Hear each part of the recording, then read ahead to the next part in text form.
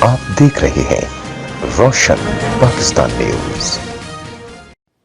پنجاب اور بلوچستان کے سنگم میں ایک ایسا خوبصورت اور دلکش علاقہ بھی واقع ہے جس کا سیاح نام سنتے ہی کھینچے چلے آتے ہیں۔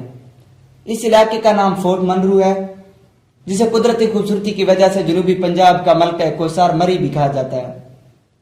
فورٹ منرو تک پہنچنے کے لیے گزشتہ کئی سالوں سے مناسب سڑک نہ ہونے کی وجہ سے لوگوں کو شدید مشکلات کا سامنا تھا۔